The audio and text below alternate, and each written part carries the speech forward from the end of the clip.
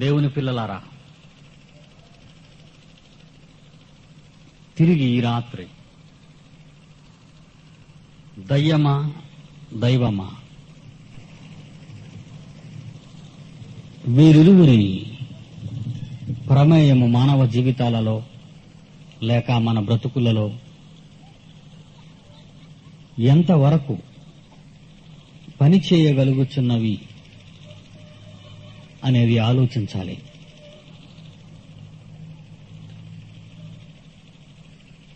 తండ్రి సంకల్పానుసారము మహాలోకాన్ని స్వాధీనపరచుకునవలసిన మనము ఆయన సింహాసనానికి వారసులుగా నిలవవలసిన మనము అలాగున జరగనీయకుండా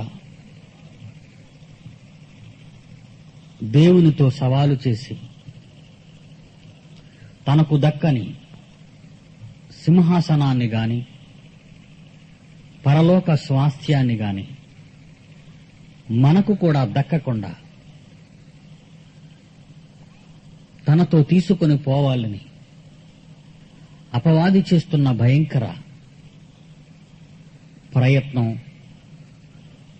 నేడు ప్రపంచమందు కళ్లకు కట్టినట్టుగా కనబడుతున్నది అన్నది నేటి మన పాఠ్యభాగం. ఒకసారి మన బైబిల్ను తెరచి లూకాసు వార్త 18వ అధ్యాయం 8వ వచనములోని ఆఖరి మాటను పరిశీలిద్దాం. లూకా రాసిన సువార్త 18వ అధ్యాయము 8వ వచనములోని ఆఖరి మాట. ఆయనను మనుష్య కుమారుడు అంటే యేసుక్రీస్తు వచ్చినప్పుడు, ఆయన భూమి మీద మరలా వచ్చినప్పుడు, ఈ మాట మరలా వచ్చినప్పటిది, ఒకప్పుడు వచ్చినప్పటిది కాదు, కన్యమరియ గర్భాన్న అవతరించిన, కన్యమరియ గర్భాన్న పుట్టిన ఆ మొదటి రాకకు సంబంధించినది కాదిది. రెండవ రాకకు సంబంధించినది. మనుష్య కుమారుడు యేసుక్రీస్తు వచ్చినప్పుడు ఆయన భూమి మీద విశ్వాసము కనుగొనునా.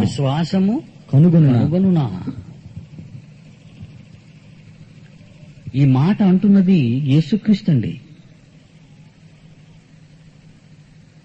ఈ మాట అంటున్నది యేసుస్వామి. యేసుక్రీస్తు మరలా భూమి మీదికి వస్తే అంటే రెండవ రాకడ కోసం ఎదురు చూస్తున్నాం, చూశారు మనమంతా. అప్పుడు భూమి మీద విశ్వాసము కనుగొనునా. బొత్తిగా లేకుండా పోతుందా భూమి మీద విశ్వాసం? విశ్వాసం అనగా, విశ్వాసం అంటే, విశ్వాసమనున్నది హెబ్రీ పత్రిక 11 మొదటి వచనం. విశ్వాసమనున్నది నిరీక్షింపబడు వాటి యొక్క నిజస్వరూపమును, విశ్వాసమనున్నది నిరీక్షింపబడు వాటి యొక్క నిజస్వరూపమును, అదృశ్యమైనవి మన కంటికి కనబడనివి ఉన్నవి అనుటకు ఉన్నాయి, రుజువై ఉన్నది. ఉన్నాయి అనడానికి రుజువట. పరలోకం ఉందా? మీరు చూశారా? పరలోకం ఉంది, మీరు చూడలేదు. నరకం ఉందా? ఉంది, మనం చూడలేదు. దేవుడు ఉన్నాడా? ఉన్నాడు, మనం చూడలేదు. ఉన్నవి మనము చూడలేనంత మాత్రాన్న లేకుండా లేవు. విశ్వాసం అనున్నది నమ్మికంటే అర్థం చెప్తున్నాడు అక్కడ. జాగ్రత్తగా వినాలి. ఈ రోజుల్లో చాలా మంది చూసి నమ్మేవారే ఎక్కువైపోయారు. అవునంటారా? చూసి నమ్మేవారే. ఉద్యోగం వస్తే ప్రభువుని నమ్ముకుంటారు, బిడ్డలు పుడితే ప్రభువుని నమ్ముకుంటారు, రోగం పోతే ప్రభువుని నమ్ముకుంటారు, కష్టాలు తీరితే ప్రభువుని నమ్ముకుంటారు. లేకపోతే ఏ సాక్ష్యం వినండి, సాక్ష్యం అంటాం. సాక్ష్యం అంటే నువ్వు చెప్పుకునేది సాక్ష్యమా, ఇతరులు నీ గురించి చెప్పేది సాక్ష్యమా? సాక్ష్యం అంటాం. సాక్ష్యం ఉండి మనం నిలబడతాం, మన గురించి మనం చెప్పుకుంటాం. అది సాక్ష్యం అవుతుందా అండి? కాదు. కానీ అలవాటైపోయింది. చాలా మంది చెబుతున్నారు, నేను కూడా చెబితే బాగుంటుంది. సాక్ష్యానికి కూడా అర్థం లేదు మనకి. సాక్ష్యం అనగా మనను చూచిన వారు మన గురించి మంచి గాని చెడు గాని చెప్పేదే సాక్ష్యం అవుతుంది. అవతలివారు నీవు చెప్పుకున్నది సాక్ష్యం అవదు. అసలు సాక్ష్యానికి అర్థం తెలియకపోవడం మొదటి తప్పు. రెండో తప్పు ఏంటో తెలుసా? నాకు ఇది జరిగిందని సాక్ష్యం చెబుతూ ప్రభువుని నమ్ముకున్నాను అంటాం. అంటే వీళ్ళకి విశ్వాసంతో పని లేదు. ఏదైనా జరిగితేనే ప్రభువుని నమ్ముకుంటాను. దెయ్యాలు వదిలిపోయే, అమ్మయ్యా ప్రభువుని నమ్ముకుంటాను. ఉద్యోగం వచ్చింది, అమ్మయ్యా ప్రభువుని నమ్ముకుంటాను. బిడ్డలు పుట్టారు, అమ్మయ్యా దేవుణ్ణి నమ్ముకుంటాను. ఎలా అయిపోయిందో చూసారా? ఈ రోజు ప్రపంచాన్ని పరిశీలిస్తే చూచి నమ్ముతున్నారు. చూచి. తోమా లాంటి వాడే 2000 సంవత్సరాల క్రితం యేసును నమ్మటంలో ఆయన గాయాల్లో నేను వేలు పెడితేనే గాని నమ్మనన్నాడు. చూశారు? మనకు తెలుసా భాగం. అప్పుడు యేసుస్వామి ఏమన్నారు? మరలా వచ్చినప్పుడు, తోమా నా గాయాల్లో వేలు పెడితేనే గాని నమ్మనన్నావు రా అన్నాడు. అంటే క్రింద ఏమన్నాడు ఆయన? చూచి నమ్మువారు కంటే, చూచి నమ్మువారు కంటే చూడక నమ్మువారు ధన్యులయ్యా. చూడక నమ్మేదే విశ్వాసం. అసలు విశ్వాసం అనే పదానికి అర్థం ఏంటంటే చూడక నమ్మటం. ఈ రోజు చూడక నమ్మిన క్రైస్తవులు ఉన్నారంటారా? చూడక నమ్మిన క్రైస్తవులు ఉన్నారంటారా? కష్టాలున్నా, వేదనలున్నా, బాధలున్నా ప్రభువు నమ్మిన క్రైస్తవులు ఉన్నారా? ఆలోచించండి దేవుని పిల్లలారా. దయ్యాన్ని పరిశీలిస్తున్నాం ఇప్పుడు. దయ్యం చేసే కుతంత్రం, దయ్యం చేసే యుక్తి, దయ్యం ప్రయోగించిన తంత్రం దేవుని పిల్లలని చెప్పుకునే వారి మనోనేత్రాలను ఆర్పివేసింది. తన జ్ఞానంతో, జాన్ గారు చెప్పినట్టు తనదంటూ ఒక శైలితో బైబిల్ బోధించింది అని చెప్పారు జాన్ గారు. ఇప్పుడు అది ఎవరికి బైబిల్ బోధించింది? నీకు నాకా? నీకు నాకు బోధకుడైన యేసుక్రీస్తుకా? ఎవరికి? ఎవరికి బోధించింది సైతాను? నీవు దేవుని కుమారుడు అయితే క్రిందికి దుమ్ముకు అని ఊరుకుందా? ఊరుకోలేదు. బైబిల్ చెబుతుంది. ఏమని చెబుతుంది అక్కడ? మత్తయి సువార్త 4వ అధ్యాయం 5వ వచనం చదువుతున్నారు, వినండి. ఏమని చెబుతుంది? అంతట అపవాది పరిశుద్ధ పట్టణమునకు ఆయన తీసుకుని పోయి దేవాలయ శిఖరమున యేసుక్రీస్తు నిలబెట్టి, నీవు దేవుని కుమారుడు అయితే క్రిందికి దుమ్ముకు. ఇంతవరకు ఈ నా మాటలు, ఇంతవరకు దయ్యమైన నా మాటలు ఇవి. ఇక నీ మాటలు చెబుతాను, నీ తండ్రి మాటలు చెబుతాను, నీ తండ్రి నీ కొరకు రాయించిన మాటలు చెబుతాను, అది దావీదు ద్వారా రాయించిన మాటలని చెబుతాను. ఏమని చెబుతుందో వినండి. ఆయన నిన్ను గూర్చి, నీ దేవుడు నిన్ను గూర్చి తన దూతలకు ఆజ్ఞాపించు. నీ పాదం ఎప్పుడైనా రాతికి తగులకుండా వారు నిన్ను దేవదూతలు నిన్ను చేతులతో ఎత్తుకొందురు, నిన్ను చేతులతో ఎత్తి పట్టుకొందురు అని వ్రాయబడి ఉన్నది. రెఫర్ చేయి. ఎవరికంటే చెప్పింది బైబిల్? ఎవరికి చెప్పింది? వాక్యం వింటారు, మర్చిపోతారు. ఇప్పుడు ఇంటికి వెళ్లే ముందు అన్ని మర్చిపోతారు. కొంతమందికి రేపటి వరకు ఉంటుంది, మరి కొంతమందికి ఎల్లుండి వరకు ఉంటుంది. ఆ తర్వాత మర్చిపోతాం. ఎక్కడ వ్రాయబడిందని చెప్పింది ఇది? ఎవరు రాశారని చెప్పింది ఇది? ఎంత చక్కగా చెప్పింది ఇది! అసలు నిజంగా ఈ మాట బైబిల్లో ఉందా? ఉందండి. క్రీస్తుకు ముందు 1000 సంవత్సరాల కాలంలో దావీదనే మహారాజు ఇశ్రాయేలును పరిపాలిస్తున్న రోజులవి. ఆ మహానుభావుడు పరిశుద్ధాత్మ ప్రేరణతో ఒక గ్రంథాన్ని వ్రాశాడు. కీర్తనల గ్రంథము, అందులో 91వ అధ్యాయము 12వ వచనం. క్రీస్తుకు ముందు 1000 సంవత్సరాల కాలములో దావీదు రాసిన ఆ గ్రంథములోని వచనాన్ని తూచా తప్పకుండా, అక్షర దోషాలు లేకుండా, భావాలు దెబ్బతినకుండా ఎంత చక్కగా చెప్పిందండి ఈ దయ్యం. ఏమని చదువుతున్నాడు చూడండి.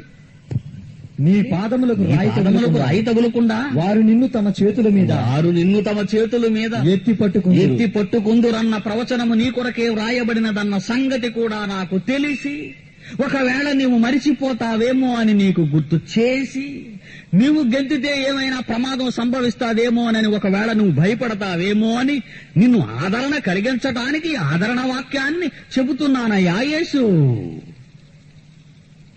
ఆహా, ఎవరు బోధించారు? ఎవరికి బోధించారు అన్నారు. ఇప్పుడు ఎవరికి బోధించారు?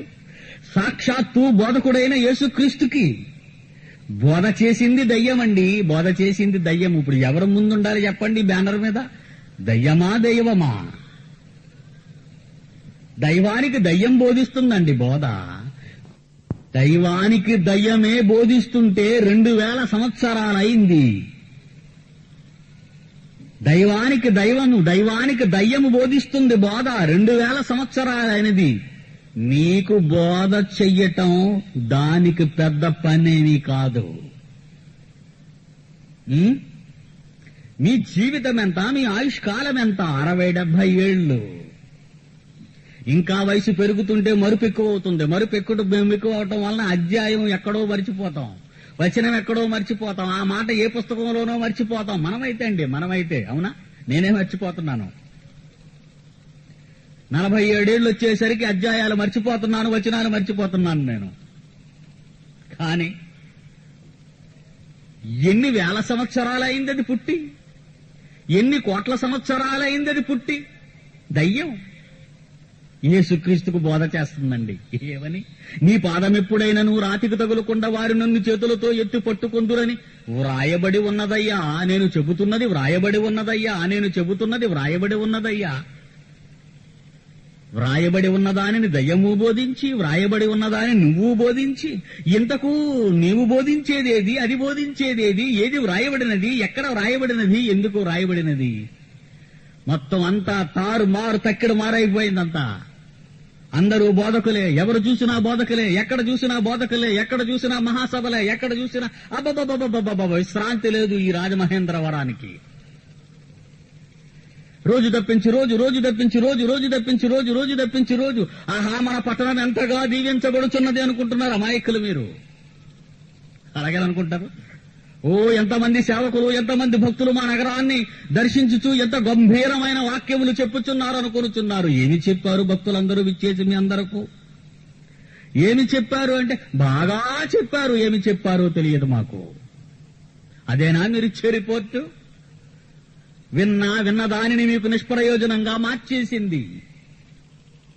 మీరేం వింటున్నారో తెలియని భయంకరమైన దశకు తీసుకుని పోయింది. ఎవరు ఏమి చెప్పినా చేతిలో బైబిల్ ఉన్నది కనుక బైబిలే చెబుతున్నాడు, మన దేవుని వాక్యమే అనుకుంటున్నారు మీరంతా. విన్నదంతా దేవుని వాక్యమే అని మీరు అనుకుంటున్నారు. పాపం. ఏది వాక్యము? ఏది దేవుని బోధ? ఏది దయ్యపు బోధ?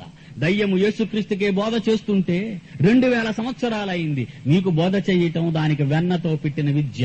మిమ్మును తిప్పి, మిమ్మును మలిచి, మిమ్మును వంకర మార్గాన్ని నడిపించి, బైబిల్ చదువుతున్నట్టుగా, బైబిల్ వింటున్నట్టుగా, బైబిల్ అవలంబిస్తున్నట్టుగా, క్రైస్తవుడుగా జీవిస్తున్నట్టుగా, నీవు తప్ప నీతిమంతుడు మరొకడు లేనట్టుగా నిన్ను భ్రమింపచేసి నిత్య నరకానికి తీసుకొని పోతుంది. ఎప్పుడు తెలుస్తుంది నీకు ఈ రహస్యం? చచ్చాక, నిత్యాగ్ని దండంలో జారిపోయాక. గుడ్డివాడుకు తోవ చూపితే ఇద్దరు గుంటలో పడతారన్న యేసు మాట మనము పడిన తరువాత అర్థమవుతుంది. అంతవరకు మనం విన్న బోధ రైట్ అని, మనం అనుసరించుతున్న బోధ రైట్ అని, మనం పరలోకానికి వెళ్ళకపోతే ఎవరు వెళ్ళగలరు అనుకుంటున్నావు అమాయకంగా నీవు. అందుకే ఈ మాట. చూచి నమ్ముతున్నావా, చూడక నమ్ముతున్నావా? ఏది నీ విశ్వాసం? ఎక్కడుంది విశ్వాసం? ఈ విశ్వాసం గురించి దేవుడు ఆలోచించి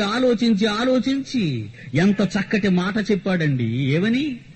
18:8 ఆఖరి వచనంలో లోకాసు వార్తలో ఆయన భూమి మీదికి వచ్చినప్పుడు మనుష్య కుమారుడు విశ్వాసము వచ్చినప్పుడు ఆయన వచ్చినప్పుడు భూమి మీద విశ్వాసము కనుగొనునా. భూమి మీద అసలు విశ్వాసం ఉంటుందా అండి అంటున్నాడు. ఆయనకే వచ్చింది. భూమి మీద విశ్వాసము కనుగొనునా అంటే భూమి మీద మనుష్యులలో విశ్వాసం లేని దశను సాతాను దయ్యము తీసుకొని వస్తుంది గనుక. ఈ మాట యేసుక్రీస్తు ఎందుకన్నాడు అనుకుంటున్నారు మీరంతా? ఎందుకన్నాడు ఈ మాట? మీకున్న విశ్వాసాన్ని మీ నుండి దూరం చేసి విశ్వాస భ్రష్టులుగా మార్చి విశ్వాసం అనే పదానికి అర్థాన్నే మీకు తెలియకుండా చేసి అసలు విశ్వాసమే లేకుండా చేసేసింది మిమ్మల్ని. విశ్వాసమే లేకుండా పోయింది. అందుకే యేసుక్రీస్తు రాబోయే కాలంలో ఏవి సంభవిస్తుందో తన రాకలో ఆయన చెబుతున్నాడు.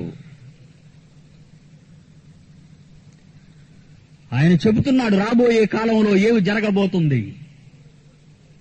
భూమి మీద విశ్వాసము కనుగొనునా. మనుషులలో విశ్వాసం ఉండదయ్యా రాబోయే కాలంలో అంటున్నాడు. దేవుని పిల్లలారా, ఈ రాత్రి మీరు ఆలోచించాలి. దయ్యం యొక్క లక్షణాలు, అది ఎంత తెలివిగా మానవునిలో ప్రవేశించి మానవుని తనకు తానుగానే ఆలోచింపచేసి దేవుని ఆలోచనల్లో లేకుండా దూరంగా తీసుకుపోతుంది. దూరంగా తీసుకుపోతుంది మనిషిని. చూద్దాం, ప్రారంభ కాలంలో ఆది మానవుడు ఏ విధంగా దెబ్బతిన్నాడో దేవుని నుండి ఒక్కసారి మన బైబిల్ విప్పి పరిశీలిద్దాం. ఆదికాండము 3వ అధ్యాయము. ఆదికాండము 3వ అధ్యాయము 7వ వచనం చూద్దాం. పండు తిన్నారు వాళ్ళు. తిన్న తర్వాత అప్పుడు వారిద్దరి కన్నులు తెరువబడెను. వారు తాము దిగంబరులమని తెలుసుకొని అంజూరపు ఆకులు కుట్టి తమకు కచ్చడములు చేసుకొనిరి. దేవుడేమన్నాడో చూడండి. 10వ వచనము.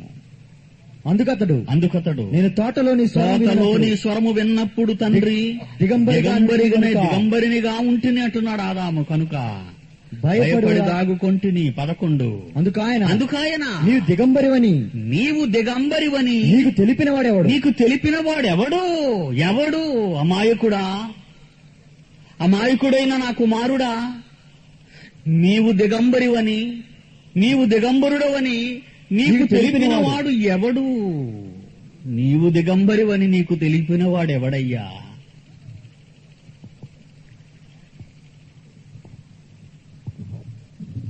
ఆరవ వచనం, 5వ వచనం ఆఖరి మాట మళ్ళా చూద్దాం.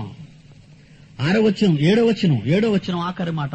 వారు తాము దిగంబరులమని తెలుసుకొని అంజూరపు ఆకులు కుట్టి తమకు కచ్చడములు వేసుకొనిరి. 11వ వచనం.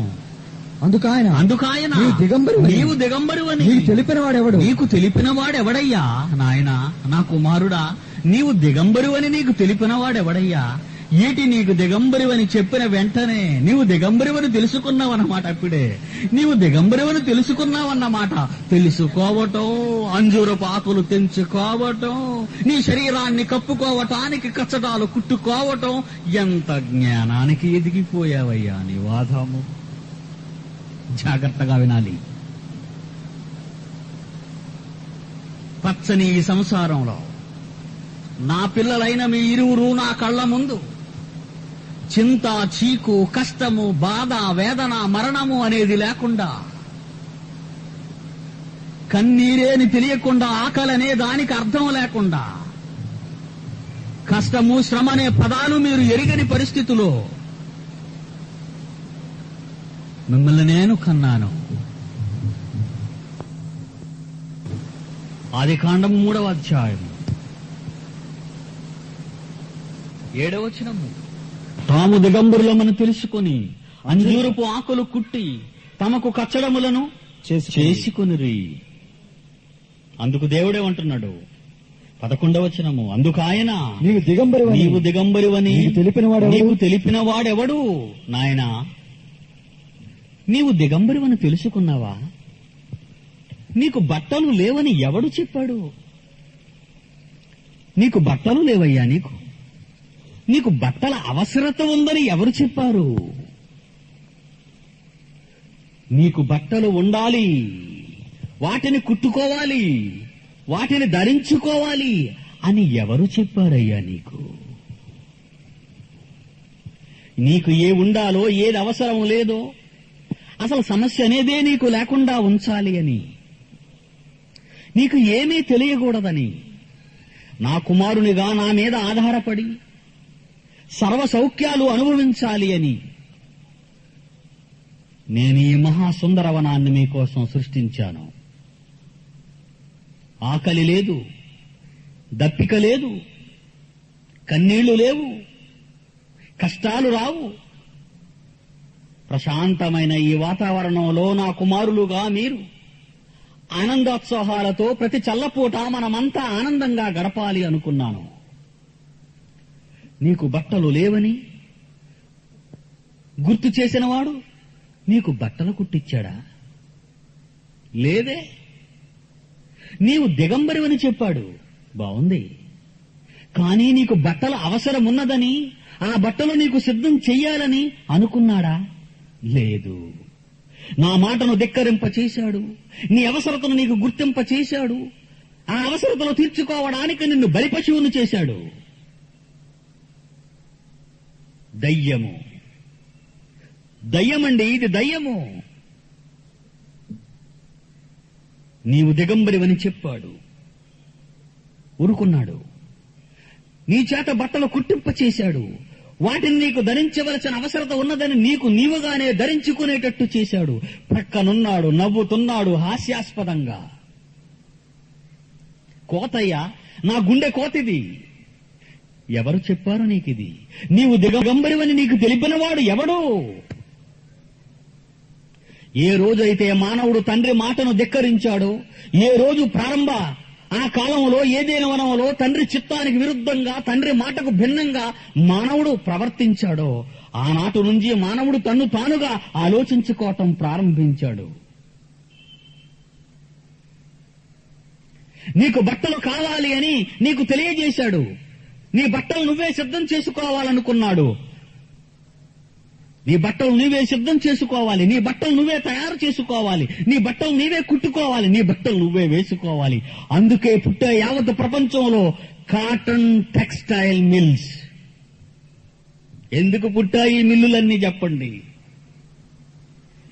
ఎందుకు పుట్టాయి ఈ మహాపరిశ్రమలో ఈ మహాకర్మాగారాలన్నీ? నీకు బట్టలు కావాలని.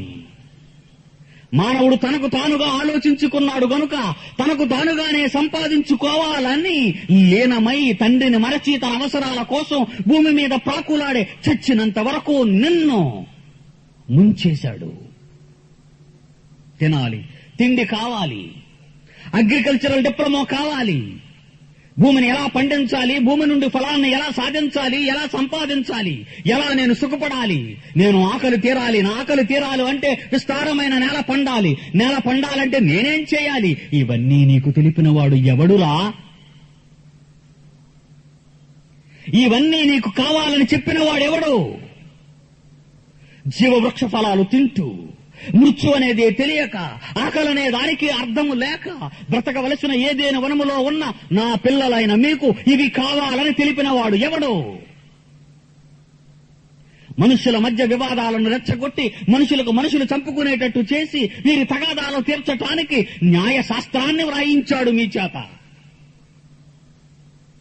న్యాయస్థానాలు కట్టించాడు మీ చేత, న్యాయవాదులను తయారు చేశాడు మీలో నుండి. మీకు రక్షణ కావాలి, మీలో మీరు సాంఘిక దురాచారాలు లేకుండా ఉండాలి అని, ఒకరి మీద ఒకరి కక్షలు లేకుండా శాంతి భద్రతలు కాపాడడానికి పోలీసు వ్యవస్థను పుట్టించాడు మీలో నుండి.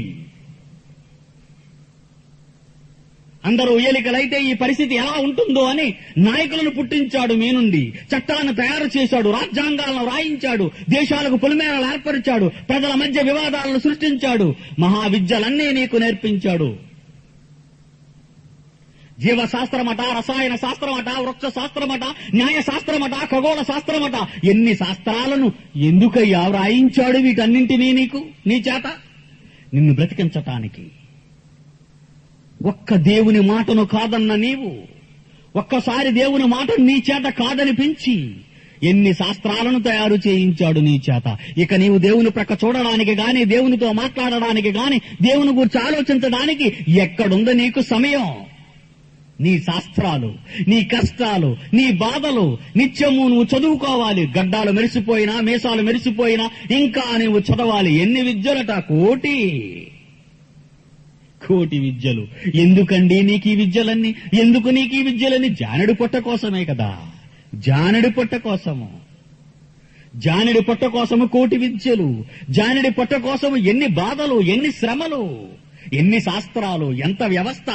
మానవుని భయంకర పరిస్థితి ఏ విధంగా ఉందో ఒక్కసారి ఆలోచించండి. కారణం, ఒక్కసారి దేవుని మాటను నీ చేత మీరించిందది. ఈ విషయమును నీకు తెలియజేసిన వాడెవడు?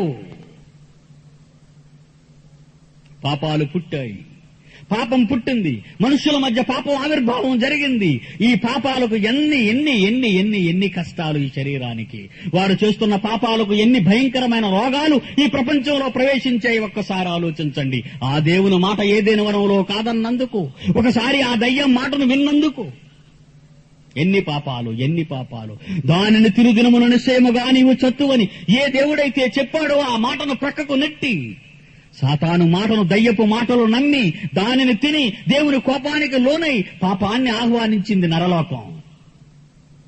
పాపాన్ని చేయగలిగింది మానవలోకం. అందుకే తెచ్చుకున్నాడు భయంకర వ్యాధులు. మనిషితో మనిషి, పురుషునితో పురుషుడు, స్త్రీతో స్త్రీ, మనిషితో మృగము, మృగముతో మనిషి. అబ్బబ్బబ్బబ్బబ్బా, ఎంత భయంకరమైన పరిస్థితి ప్రపంచం ప్రజలకు ఏర్పడింది. అందుకే ఎయిడ్స్ లాంటి భయంకరమైన రోగాలు ఈ ప్రపంచంలో రంగప్రవేశం చేశాయి. దానికి మందు లేదు. ఆ భయంకరమైన క్రిమి మానవ జీవితాలతో ఆడుకుంటుంది, మానవ బ్రతుకులతో ఆడుకుంటుంది. మందులు లేవు. దయ్యము వికటాటహాసం చేస్తుంది. మనుషుల చావండిక, చావండి చావండి చావండి.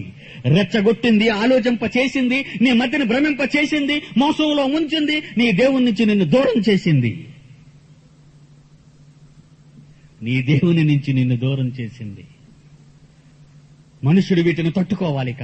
మరలా మనుషుని రెచ్చగొడుతుంది. నువ్వేం వర్రీ కావద్దు. మందులు కనిపెట్టు, మందులు కనిపెట్టు, మందులు కనిపెట్టు. నువ్వేం వర్రీ కావద్దు. దేవుని పక్క ఎక్కడున్నాడు దేవుడు? ఎందుకు దేవుణ్ణి చూడాలి? ఎందుకు ఎక్కడున్నాడు దేవుడు? నీకు అన్నం పెట్టగలుగుతున్నాడా? నీకు నీళ్ళు ఇవ్వగలుగుతున్నాడా? నీ మంచి చెడ్డలు చూడగలుగుతున్నాడా? ఎక్కడో ఉన్న దేవుడు వాడెవడో నీకేదో చేస్తాడని నువ్వు అనుకుంటున్నావు. భ్రమని తన వర్గాన్ని తయారు చేసింది. మరలా నీతి ప్రబోధాలు చేస్తుంది. దేవుడు లేడనే వారికి ఒక పెద్ద కూటమి, అందులో కొన్ని పాఠాలు, అందులో కొన్ని పుస్తకాలు. ఎలా తయారు చేసిందండి మానవ లోకాన్ని? ఎలా తయారు చేసింది? దేవునికి వ్యతిరేకమైన మానవుడు ఎంత భయంకరమైన పరిస్థితిలో దిగజారిపోయాడో ఒక్కసారి ఈ రాత్రి మీరు ఆలోచించాలి. ఇది దయ్యము యొక్క టెక్నిక్. ఎలా మోసం చేసింది ప్రపంచాన్ని. భయంకరమైన పాపాలతో, భయంకరమైన రోగాలతో ఈ రోజు మానవుడు అరును చోచుతున్నాడు. ఎక్కడ సభ, ఎవరు రోగాన్ని తీసేస్తారు, ఎక్కడ హాస్పిటల్, ఎక్కడ స్పెషలిస్టు, ఎక్కడ డాక్టరు, ఇండియాలోనా అమెరికాలోనా అని ఈ రోజు శరీరానికి పట్టిన రోగాలను వదిలించుకోవటానికి మనుషుడు పడుతున్న ఆరాటం అంతంత కాదు. ఒక మంచి మాటలు మీకు చెబుతానండి. It's wonderful word. నీ పాపము నా పాపము. మన పాపాలు వలన మన దేహాలకు వచ్చిన రోగాలకు ఎలాంటి మందులు శాస్త్రవేత్తలు కనిపెట్టారో నిజంగా వాళ్ళు ఆ పదాన్ని ఉపయోగించడంలో ఎంత విచిత్రమైనటువంటి భాషా భావాలున్నాయో ఒకసారి మీరు వినండి. నేను ఈ మందుల పేర్లు చదివినప్పుడు స్ట్రెప్టోమైసిన్, ఇంకో మందు చదవమంటారా? గ్యారామైసిన్, జంటామైసిన్, నియోమైసిన్, ఎంథ్రోమైసిన్, లింకోమైసిన్, కానామైసిన్, గంగామైసిన్, ఎన్సామైసిన్, నైట్రోమైసిన్, సోఫ్రామైసిన్. ఇవన్నీ మైసిన్లండి. ఏ మెడికల్ షాపులోకి వెళ్ళినా మందు అడిగితే మైసిన్కి మందు ఉందా నీ దగ్గర? మైసిన్కి మందు ఉందా? మైసిన్కి ఉందా బాబు? నీ సిన్నికి మందు. కొన్ని నీ సిన్లకు మందు లేదు. ఎంత భయంకరమైన రోగాలు, ఎంత విచిత్రమైన మందులు. ఏంటిదంతా? మందులు కనిపెట్టడంలో శాస్త్రవేత్తలు, వైద్య విద్యా నిలయాలు లీనమైపోయి ఉన్నాయి. ఈ రోజు వాళ్ళకి రెస్ట్ లేదు దేవుణ్ణి తెలుసుకోవటానికి. రోగాలు ఒంటి నిండా ఎక్కిపోయి అది పోవాలని ప్రాకులాడుతూ ప్రపంచమంతా తిరుగుతున్నారు నరులు. వారికి లేదు దేవుణ్ణి తెలుసుకోవాలని. ఏది కట్టాలో, ఏది తినాలో, ఎలా జీవించాలో, ఎలా సుఖించాలో అని ఈ శరీరం గురించి ఆలోచనలో పడిపోయారు ఈ రోజు మనుషులంతా. ఎవరి కోసం వెళుతున్నావు, ఎవరి కోసం బ్రతుకుతున్నావు, ఉదయం నుంచి రాత్రి వరకు ఎవరి పని మీద ఉన్నావు అంటే నా పని మీదే, నా శరీరం కోసం. ఎవరు నేర్పారురా ఇవన్నీ నీకు కావాలని? ఎవరు నేర్పారు ఇవన్నీ నీకు కావాలని? ఎవరు నేర్పించారు నీకు ఈ బోధ? నీవు దిగంబరివని నీకు తెలిపిన వాడెవడు? నీకు తెలియజేసిన వాడెవడు? నీ బ్రతుకును మార్చిన వాడెవడు? నీ బ్రతుకును కన్నీటిమయంగా చేసిన వాడెవడు? దయ్యము. మేలు చేస్తున్నట్టుగా కనబడి ఏదైనా వనములో ప్రవేశించి తండ్రి చిత్తములో, తండ్రి ఆధీనములో, తండ్రి చల్లని నీడలో బ్రతుకుతున్న ఆ జంటకు విషాన్నిచ్చింది కదండి. మన బ్రతుకులన్నీ అగ్నిమయంగా మార్చింది కదండి. ఈ భూగోళాన్ని అగ్నిగోళంగా తయారు చేసింది కదండి. మనుషుల మధ్య ఎన్ని విరోధాలు, దేశాల మధ్య ఎలాంటి భయంకరమైన పరిస్థితులు ఈ రోజు రగులుతున్నవో నేను మీకు చెప్పనవసరం లేదు. భయంకరమైన మారణాయుధాలు కనిపెట్టారు. ఏ దేశాన్ని రక్షించుకోవాలని ఆ దేశం కోసం ఎన్నో మారణాయుధాలు కనిపెట్టారు. Atom bomb, hydrogen, neutron, laser, అబ్బబ్బబ్బో ఎంత భయంకరమైన మారణాయుధాలు. ఈ భూమండలాన్ని 100 సార్లు తగలబెట్టే భయంకర మారణాయుధాలు ఈ రోజు ప్రపంచంలో ఉన్నాయి. ఎందుకు? పొరుగునున్నది నీ దేశం కాదా? పొరుగునున్నవాడు నీ సోదరుడు కాదా? ఒకే ఆదాము నుండి పుట్టినవాడు కాదా వీళ్ళంతా? Pakistan, America, Russia, Japan, Yugoslavia, India వీళ్ళంతా ఎవరు? ఒకే మనుషుల నుండి వచ్చిన వివిధ జాతుల మనుష్యులు. ఈ మనుషుల మధ్య విభేదాలు ఎందుకు? ఈ మనుషులు ఒకళ్ళు చంపుకోవాలని ఎందుకు ఆశపడుతున్నారు? ఇవన్నీ మీకు తెలియచేసిన వాడెవడయ్యా? ఇవన్నీ మీకు నూరిపోసిన వాడెవడు? మీ బ్రతుకులతో ఆడుకున్న వాడెవడు? దయ్యం. ఈ లోక రాజ్యాలన్నింటినీ ఒక నిమిషంలో అతనికి చూపించి, ఈ రాజ్యాధికారములన్నీ నాకు అప్పగింపబడి ఉన్నవి. యేసు, ఏమి చేయగలవి ప్రపంచానికి? నీవు తండ్రి పంపగా నీ తమ్ముళ్లను కాపాడడానికి వచ్చావు ఈ రోజు నీవు. కానీ ఈ ప్రపంచాన్నంతా నా హస్తంలో బిగించాను. నా నుండి వీళ్ళని తీసుకోవడం అసంభవం. నాకు దక్కని సింహాసనం, నాకు దక్కని ఆ పరలోక రాజ్యం ఆయన పిల్లలైన వీళ్ళందరికీ, ఈ మనుషులందరికీ ఎలా చెందుతుందో నేను చూస్తాను. నేను పోయే నిత్యాగ్ని దండనకు వీళ్ళను తీసుకుపోతాను. చూద్దాం ప్రియులారా, చూద్దాం. ప్రకటన గ్రంథము 13వ అధ్యాయము. ప్రకటన గ్రంథము 13వ అధ్యాయము 11వ వచనము నుండి. మరియు ప్రకటన గ్రంథము 13వ అధ్యాయము 11. మరియు భూమిలో నుండి మరి ఒక క్రూర మృగము పైకి వచ్చి చూచితిని. గొర్రెపిల్ల కొమ్ము వంటి 2 కొమ్ములు దానికి ఉండెను. అది ఘట సర్పమోలే మాటలాడుచుండెను. అది ఆ మొదటి క్రూర మృగమునకున్న అధికారపు చేష్టలన్నీ దాని ఎదుట చేయుచున్నది. మరియు చావు దెబ్బ తగిలి బాగుపడి ఉన్న మొదటి క్రూర మృగమునకు భూమియు దానిలో నివసించువారును నమస్కారము చేయునట్లు అది బలవంతము చేయుచున్నది.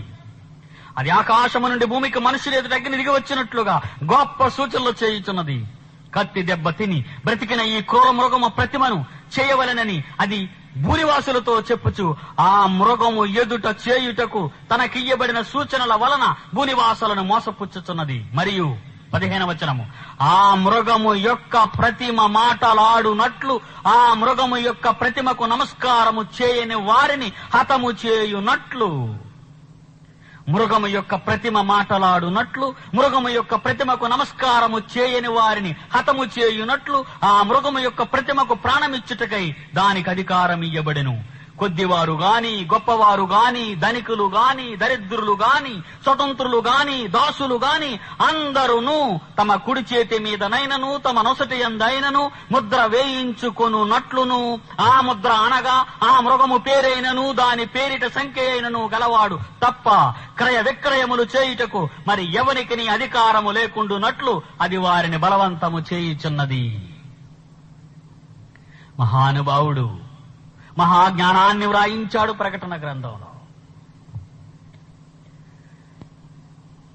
ఈ మహాభయంకరమైన ఘట సర్పము రూపము నుండి మరో మృగము భూమి మీదకు వచ్చినది. దాని ప్రతిమను తయారు చేసినది. ఆ ప్రతిమ 14వ వచనం, ప్రతిమ చేయవలెనది భూనివాసులతో చెప్పుచు ఆ మృగము ఎదుట చేయుటకు తనకియ్యబడిన సూచనల వలన భూనివాసులను మోసపుచ్చుచున్నది. ఆ భయంకరమైన మృగము యొక్క ప్రతిమను చేయాలని భూనివాసులందరినీ, తన అధికారము కింద మనుషులందరినీ రెచ్చగొట్టింది. నా ఏజెంటు, నా తరపున పనిచేసే ఈ మృగము దెబ్బతిన్నా దాని ప్రతిమ మాత్రం స్థిరకాలము మనుషులందరి ముందు ఉండాలి అని అనుకుంది అపవాది. అలా అనుకున్నది ఆ మృగము ప్రతిమ. జాగ్రత్తగా వినండి. అలా అనుకున్నది 15వ వచనం. ఆ మృగము యొక్క ప్రతిమ మాట్లాడునట్లు, ఆ మృగము యొక్క ప్రతిమకు నమస్కారము చేయని వారిని హతము చేయునట్లు, ఆ మృగము యొక్క ప్రతిమకు ప్రాణమిచ్చుటకై దానికి అధికారం ఇయ్యబడును. ఎంత భయంకరమైన స్థితికి తీసుకెళ్తుందో చూడండి. మృగము యొక్క ప్రతిమ మాట్లాడాలట, మృగము యొక్క ప్రతిమ మాట్లాడాలట, ఆ మృగము యొక్క ప్రతిమకు నమస్కారము చేయని వారిని హతము చేయాలట. మృగము యొక్క ప్రతిమ మాట్లాడాలట, ఆ మృగము యొక్క ప్రతిమకు నమస్కారము చేయకపోతే నిన్ను హతము చెయ్యాలట. ఆ మృగము యొక్క ప్రతిమకు ప్రాణమిచ్చుటకై దానికి అధికారం ఇయ్యబడును. కాగా అమాయకులైన ప్రజలంతా మోసపోయి, ప్రపంచములో ఉన్న ప్రజలంతా, కొద్దివారు గాని, గొప్పవారు గాని, ధనికులు గాని, దరిద్రులు గాని, స్వతంత్రులు గాని, దాసులు గాని, అందరూ తమ కుడి చేతి మీదనైనను తమ నొసటి యందైనను ముద్ర వేయించుకున్నట్లు, ఆ ముద్ర అనగా ఆ మృగము పేరైనను దాని పేరిట సంఖ్యను గలవాడు తప్ప క్రయ విక్రయములు చేయుటకు మరి ఎవనికి అధికారము లేకుండునట్లు అది వారిని బలవంతము చేయుచున్నది. భూనివాసులందరి ముందు ఈ భయంకరమైన ఘట సర్పము, దాని అనునాయుడైనటువంటి క్రూర మృగము యొక్క ఆ మృగము యొక్క ప్రతిమను సిద్ధం చేసింది. ఏంటది? ఏంటా ప్రతిమ? ఎక్కడుందా ప్రతిమ? ఎలా ఉందా ప్రతిమ? ఆ మృగమేంటి? ఆ ప్రతిమ ఏంటి? భూనివాసులందరి ముందు అది మాట్లాడటం ఏమిటి? ధనికులు గాని, దరిద్రులు గాని, గొప్పవారు గాని, దాసులు గాని అందరూ తమ కుడి చేతి మీద, తమ నొసటి మీద దాని ముద్ర వేయించుకోవాలట. దేవుని పిల్లలారా, ఇదొక మహా అద్భుతం. ఎక్కడిది? ఎక్కడుంది దాని ప్రతిమ? మనుష్యులలో ఎక్కడుంది? ఎక్కడుంది ఈ ప్రతిమ యొక్క రూపం? ఆలోచిద్దాం ఒకసారి. రోమిలికి రాసిన పత్రిక 1వ అధ్యాయము, రోమిలకు రాసిన పత్రిక 1వ అధ్యాయము 23వ వచనం చూడండి ప్రియులారా. అక్షయుడగు దేవుని మహిమను క్షయమగు మనుష్యుల యొక్కయు పక్షుల యొక్కయు చతుష్పాద జంతువుల యొక్కయు పురుగుల యొక్కయు ప్రతిమా స్వరూపముగా మార్చిరి. అమ్మయ్య, ఇక్కడ దొరికింది ప్రతిమ. ఇక్కడ దొరికింది అది. మరలా చూడాలి జాగ్రత్తగా. ఈవేళ ఇది చాలా క్లిష్టమైన సందర్భం. దయ్యాన్ని పట్టుకోవటం సామాన్యమైన విషయము కాదు.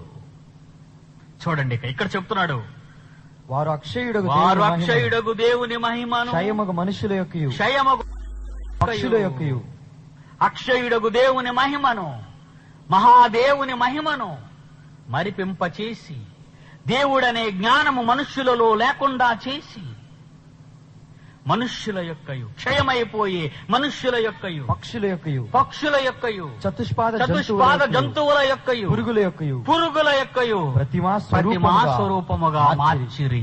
దేవుని స్థానములో, దేవుడుండవలసిన స్థానములో, దేవుడుండవలసిన పరిసింహాసనము మీద ఎవరిని పెట్టిందో తెలుసా? మీ అందరి చేత. దాని ప్రతిమను సృష్టించింది. ఆ ప్రతిమ ఆ దేవుని మహిమకు అడ్డంగా నిలవబడి నశించిపోయే మనుష్యులట, మనుష్యుల యొక్క, పక్షుల యొక్క, జంతువుల యొక్క, పురుగుల యొక్క ప్రతిమా స్వరూపంగా మార్చింది.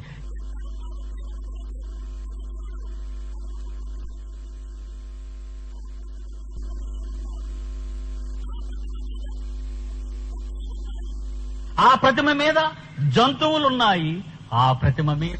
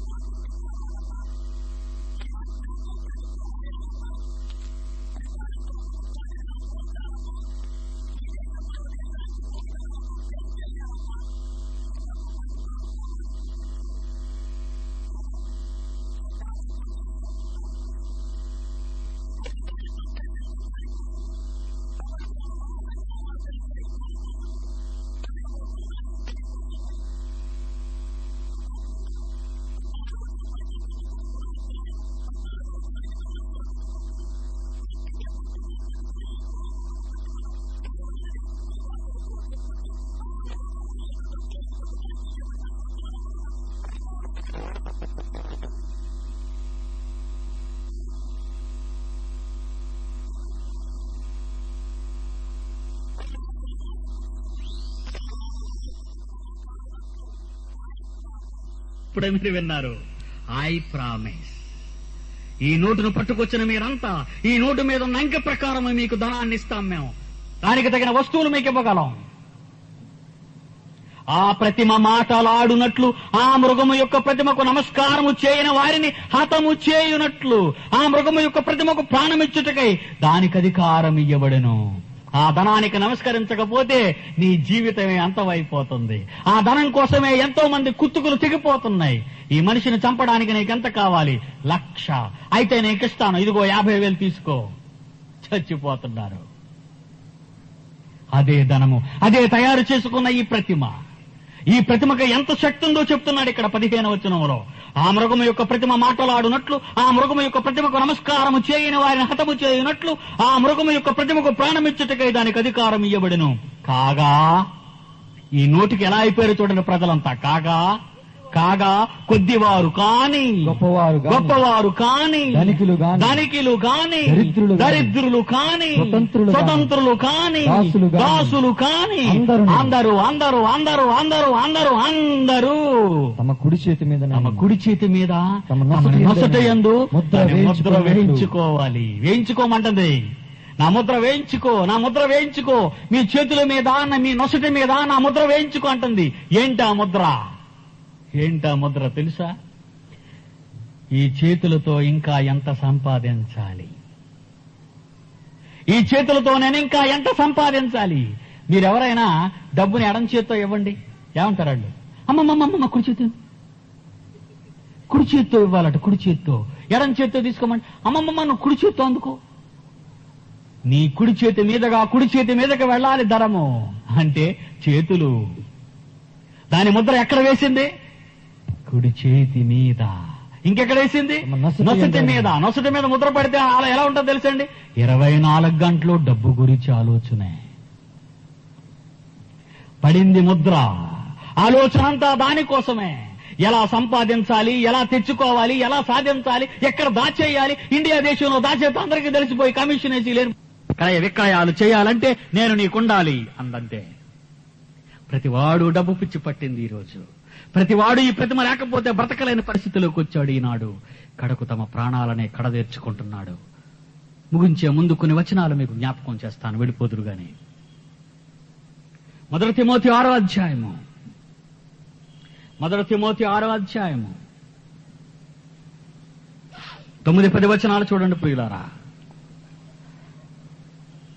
1 తిమోతి 6వ అధ్యాయము 9-10 వచనాలు. ధనవంతులగుటకు అపేక్షించేవారు, ధనవంతులగుటకు, ఈ నోట్లు కావాలనుకునేవారు, ఈ ప్రతిమలు కావాలనుకునేవారు, ఈ ప్రతిమను చూడాలనుకునేవారు, ఈ ప్రతిమ వలన బ్రతకాలనుకునేవారు, రొట్టె వలన మాత్రమే జీవించాలనుకునేవారు, ధనమిచ్చి రొట్టె వస్తుందనుకునేవారికి దేవుడు చెబుతున్నాడు ఈ రాత్రి, ధనవంతులగుటకు అపేక్షించువారు శోధన ఉరి అవివేకయుక్తములను, శోధన ఉరి అవివేకయుక్తములను, హానికరములను, అనేక దురాశలలో మునిగిపోతారు. 10వ వచనం. ఎందుకనగా ధనాపేక్ష సమస్తమైన కీడులకు మూలము. కొందరు దానిని ఆశించి విశ్వాసము నుండి తొలగిపోయి నానా బాధలతో తమ్మును తామే పొడుచుకొనిరి. దేవుని పిల్లలారా, ఇది దయ్యము యొక్క విచిత్ర రూపం. దాని రూపాలు అనేకములు. అందులో ఈ రూపాన్ని ఈ రాత్రి మీకు చూపించాను. దయ్యం ఎక్కడుంది అనుకుంటున్నారు మీరు? ఎక్కడుంది దయ్యం అనుకుంటున్నారు? దయ్యం ఎక్కడో శ్మశానాలలో ఉందనుకున్నారు, లేకపోతే ఎవరి మీదో పడుతుంది అనుకుంటున్నారు. కానీ దయ్యం ఎక్కడుందో మీకు తెలిసిపోయింది. నాకు మాత్రం డబ్బంటే ఆశ లేదు అని నువ్వు అనుకుంటే గొప్పవాడివే. కానీ డబ్బు కోసము దేవుణ్ణైనా విడిచిపెడతాను అని నువ్వు అనుకుంటే దయ్యం పట్టింది. సంచి వచ్చింది చూసారా? చందా సంచి ఎత్తి చూపిస్తారు చూడండి. ఎత్తి గట్టిగా మైక్ దగ్గర దులపండి ఒకరు. సంచి కదండి, కానుకలు వచ్చాయి కదా, మైక్ దగ్గర ఓపండి. మైక్ శబ్దం దగ్గర గజ్జలు సవ్వడి కనబడిందా? జల్ గల్ గల్లు అంటుంది. అంటే అంతా చిల్లరే. అంతా చిల్లరే. ఎందుకు? పిచ్చివాడా, ధనలక్ష్మిని ఇంటి నుండి బయటికి పంపకు, నీ ఇంట్లోనే ఉంచుకో, దేవుడికి ఇవ్వకు. నన్ను ఆయనకిస్తావా? అసలు నేను ఆయనకి విరోధిని, నేను ఆయనకు విరోధిని. నన్ను ఆయనకు సమర్పిస్తావా? ఇవ్వకు. కాగితాలుగా ఉన్నవి అట్టే పెట్టు, కాసులుగా ఉన్నవి పడాయి, ముష్టి పడాయి. 10 పైసలు, పావల, మహా అయితే రూపాయి. ఎక్కువ ఇవ్వకు, నీ దగ్గర ఎక్కువ ఉంచుకో, నీకు మిగిలినవి అక్కడ పడాయి. అదే ఆ గజ్జలు సవ్వడి. మీకోసం ఎంత ఖర్చు పెడతారు చెప్పండి? నోట్లు మారుస్తారు మీకోసం. దేవుడికి చిల్లరా, దేవునికి చిల్లరా, మీకు నోట్లు. ప్రతిమా స్వరూపం మీ దగ్గర ఉందా? మన నొసటి మీద, మన చేతులలో, మన చేతలలో, మన ఆలోచనలలో దాని స్ఫూర్తే కదా ఉంది. ఆలోచించండి. ఈ రాత్రి మీరు ఇంటికి వెళ్ళి ఆలోచించండి. రేపు దెయ్యం మరో వికృత రూపాన్ని చూపిస్తాను. ఆఖరి రోజు కదా. రండి, అందరూ రండి, ఎక్కువ మందిని తీసుకురండి. మరో రూపాన్ని చూపిస్తాను. వెళ్ళకండి, వెళ్ళొద్దు, ఆ రూపం చూపించేస్తున్నాడు అంటుంది ఇప్పుడు. అది ఈ సభలోకి ఎవరిని రానివ్వదు. ఎందుకు? వస్తే దాని బ్రతుకు బయటపడుతుంది. దేవుని పిల్లలారా, ఈ ప్రపంచాన్ని మరో కోణంలో, మరో మార్గంలో ఎలా దగా చేస్తుందో మీకు చూపిస్తాను. ప్రార్థన చేసుకుందాం. కళ్ళు మూసుకోండి. పరలోకమందున్న మా తండ్రి, చల్లపూట వేళ జీవవృక్ష ఫలాలను తింటూ పాపమును ఎరుగని ఆ దశలో ఏ చీకు చింత లేక బ్రతుకుతున్న ఆది తల్లిదండ్రులైన మా వారిని మోసపుచ్చినదయ్యా. భయంకరమైన పరిస్థితిలోనికి మమ్మను ఆలోచింపచేసి దించి నిత్యాగ్ని దండనకు తోసివేస్తూ ఉంది. దాని వికృత రూపం అనేకములుగా ఉన్నాయి ప్రపంచంలో. నామాన్నే ఈ ప్రార్థన మీకు సమర్పిస్తున్నాము తండ్రి. ఆమేన్.